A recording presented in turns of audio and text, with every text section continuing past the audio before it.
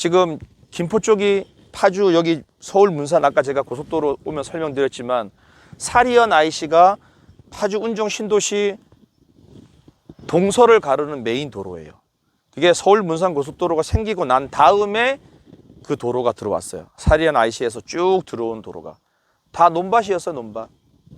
그 도로를 냈어요. 제가 작년 초 겨울 때 임장 올 때 거기 공사하려고 막 했던 거 기억하실 분 있을 거예요. 몇 번 오셨던 분들은. 그게 도로가 다 났잖아요. 그죠? 나는 순간의 가치는 또 확 올라가는 거예요.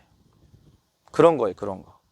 그래서 그 인프라가 굉장히 중요하고 제가 지금 김포를 계속 얘기하는 게 딱 모범답안이잖아. 파주의 모범답안. 김포가 지금. 향후 김포 고속도로가 생기면 그 IC 주변으로 거기는 40km에 8개예요. 인터체인지가. 더 많이 생긴단 말이에요. 그럼 그 인터체인지 주변은 어떻게 되겠냐는 얘기지. 우리가 대곳 제2외곽순환 대곳 IC를 보면 알잖아요. 엄청 올랐잖아. 불편한데도 불구하고.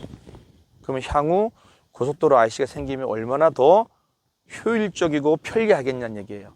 그럼 당연히 값이 올라갈 수밖에 없지.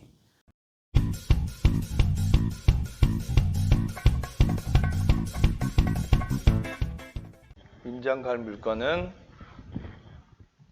상지석동 공장입니다. 운정 야당 지역 안에 있는 곳이에요. 공장이고요. 951평 토지 면적이 건물이 916평. 그러면은 일단 1층 건물은 아니죠. 그죠? 그죠? 계획관리는 건폐율 40%니까 900평이면 4, 6이 24, 한 200 몇 평 적잖아요. 그죠? 근데 900평이니까 2층, 3층 건물이다. 그죠? 이제 그 정도는 이제 그 사진을 안 봐도 알 수 있어야 된다. 감정가 70억이에요. 1차인데 보시면 토지 감정가가 곱하기 3.3 하면 한 450만 원쯤 되죠. 그죠? 토지 가격이 약 한 41억 그리고 건물 가격이 약 한 28억쯤 돼요. 그래서 총 70억짜리 건물이야. 그리고 임차인이 없으며 전부를 소유자가 하니까 권리분석에 큰 문제가 없을 것 같아. 그죠? 그래서 채권이 64억이에요. 그러면은 예를 들어서 1차에 71억에 낙찰이 됐다. 그러면은 원 소유자한테도 배당이 돌아가겠죠. 그죠? 그죠? 그러니까 이런 사람들은 감정을 잘 받기 위해서 적극적으로 노력을 했을 거예요. 그죠? 위치를 한번 볼게요. 서울 문산 고속도로로 해서 사리연 IC로 빠져도 되고 자유로로 해서 들어가도 되고 그 뭐 시간은 큰 차이 없는데 오늘 자유로로 해서 가보도록 하겠습니다. 자, 북고양 IC가 파주 운정 신도시를 동서로 가르는 메인 IC예요. 굉장히 많이 붐벼요. 서울 문산 고속도로 IC 중에서도. 그래서 남북을 가르는 도로가 있고 동서를 가르는 도로가 있는데 동서를 가르는 도로의 메인 도로에 연결되어 있어요. IC가 나와서. 이렇게. 그래서 이것도 좀 이따가 2번 물건 설명하면서 설명을 덧붙여 드릴게요. 여기에 위치해 있어. 여기가 바로 파주 운정 야당 지구예요. 여기가. 택지지구로 주거지역으로 형성되어 있는 곳입니다. 과거에는 창고만 있어. 창고 공장만 있었어요. 근데 거기에 창고 공장보다 주거시설이 쭉쭉 들어오면서 사람들이 굉장히 많이 몰린다. 자, 이렇게 딱 찍어보면 그죠? 여기는 도시지역에 알록달록 색깔 컬러풀인데 여기는 계획관리라 색깔이 이렇게 나와 있어요. 그러니까 이 지역 전체가 계획관리야. 여기는 임야도 있을 것이고, 그죠? 전도 있을 것이고, 그죠? 그러니까 농림지, 임야가 다 같이 혼재해 있단 말이야. 하지만 전체가 계획관리야. 그러니까 파주는 계획관리에 어떤 지목이든 계획관리면 다 개발 허가가 난다. 맹지만 아니면. 그죠? 그러니까 산이고 밭이고 논이고 다 메꿔서 깎아서 그냥 공장 주택 다 짓는 거예요. 좀 더 확대를 자 이렇게 해서 확대를 해볼게요. 짠. 야 이렇게 다 뭐 차 있죠, 그죠? 빽빽 점점이 그죠? 다 차 있어요. 요게 한 5년 전 사진을 보면 듬성듬성 있어요. 듬성.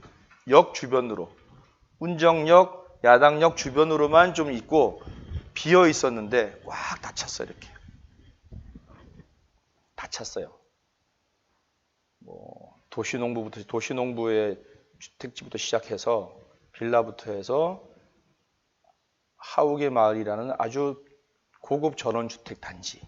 여기는 지금 이렇게 나오지만 유럽식 계단식 주택 알죠? 이렇게 돼가지고 이렇게 해서 지붕 위에서 앞집에서 보면 보이는 이렇게 그죠?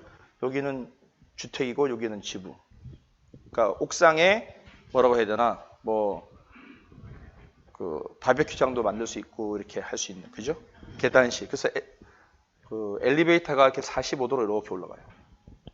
이렇게 돼요. 그러니까 엘리베이터는 바로 서 있지만 이렇게 올라가는 거죠. 이렇게 내려오고 그게 요게 만들어져 있어요. 그만큼 다 임야였어요. 임야. 그냥 산. 5년 전에는 그게 이렇게 꽉 차 있다. 도시 지역이 신도시가 되고 인구가 늘어나면서 아파트를 싫어하는 그 다음에 아파트가 너무 비싸서 두 가지 부류가 있겠죠. 그죠? 그러니까 고급 주택지가 있고 굉장히 이 서민층이 사는 다세대 주택이 있을 거고 그죠? 이렇게 두 부류로 형성이 되어 있는 곳이에요. 처음에는 주택이 아닌 옛날 쓰러져가는 초가집에 공장 창고들만 들어갔었단 말이에요. 근데 공장 창고들 들어올 때는 토지 가격이 한 평당 한 150만 원대, 지금으로부터 한 5, 6년 전에는 그게 지금은 500만 원대예요. 500만 원 전후. 그렇게 형성이 돼 있다는 거예요. 그러니까 계속 발전하는 곳은 계속 금방금방 변화가 생긴다는 거예요. 위성은 3, 4년 전 사진이다. 3, 4년 전. 그러니까 건물이 변화하고 하면 똑같이 보이지만 로드뷰로 들어가면 1년 전, 2년 전 사진이 보일 때 됐어요. 건물이 새로 지어지면. 도로가 여기까지만 지금 등록되어 있어서 안 들어가죠. 그죠? 자, 요 앞쪽은 지금 비어 있어요. 그죠? 여기도 비어 있어요. 가서 한번 볼게요. 비어 있는지.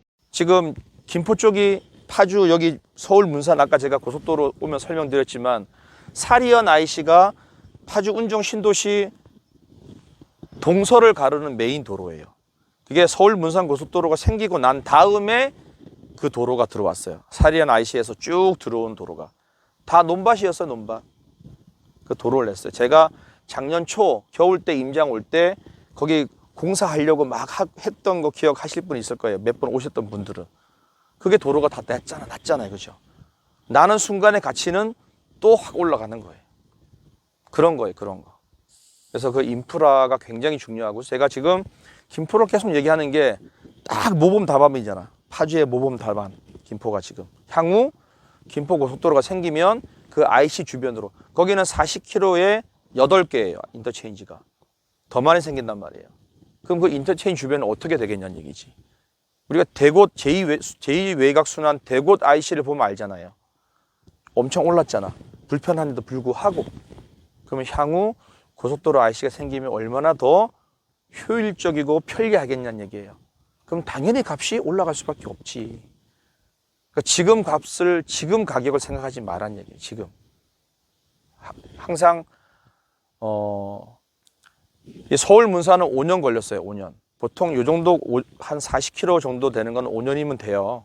근데 김포 고속도로는 김포가 자금이 없다 보니까 10년을 봐요. 10년을. 그러면 부분을 개통을 해서 활용적으로 효율적으로 활용을 할 거예요. 한 번에 다 개통하는 게 아니라.